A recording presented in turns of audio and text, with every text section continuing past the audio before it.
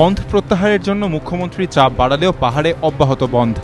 টানা 1 মাস ধরে পাহাড়ে স্তব্ধ জনজীবন, বন্ধ স্কুল কলেজ, পাহাড় পর্যটক শূন্য। এর মধ্যে বৃহস্পতিবার বন্ধ প্রত্যাহার করে উন্নয়নের কাজে সামিল হওয়ার জন্য মোর্চার ওপর ফের চাপ বাড়ান মমতা বন্দ্যোপাধ্যায়।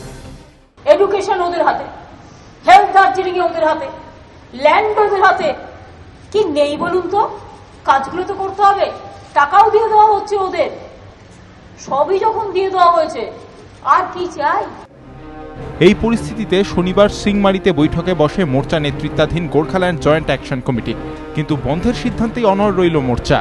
শনিবার বন্ধ থেকে রেহাই দিলেও রবিবার থেকে পাহাড়ে লাগাতার বন্ধের ডাক দিয়েছে তারা।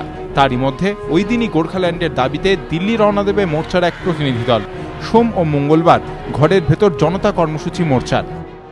গতকাল খোলা থাকছে একদিনের জন্য, আর 1 তারিখ ছাত্র সংগঠন আর শিক্ষক সংগঠনের মিটিং থাকছে। সেই মিটিংয়ে ডিসাইড হবে যে স্কুল আর কলেজ কবে থেকে খুলবে, সেটা ডিসিশন নেওয়া হবে। 2 আর 3 তারিখ ঘরের ভিতরে জনতা আবার এই 2 দিন মানে ঘরের ভিতরে থাকছে। মঙ্গলবার ফের পাহাড়ে যাচ্ছেন মুখ্যমন্ত্রী। কালিম্পংয়ে একটি অনুষ্ঠানে হাজির থাকবেন তিনি। সেদিনই ঘরের ভেতর জনতা কর্মসূচিও পালন করার ঘোষণা করে রাজ্য সরকারের সঙ্গে সংঘাতের আবহেই মোর্চা নেতারা জিইয়ে রাখলেন বলে মনে করছেন রাজনৈতিক পর্যবেক্ষকরা। সনদ ঝা ও মোহন প্রসাদ, এবিপি আনন্দ, দার্জিলিং।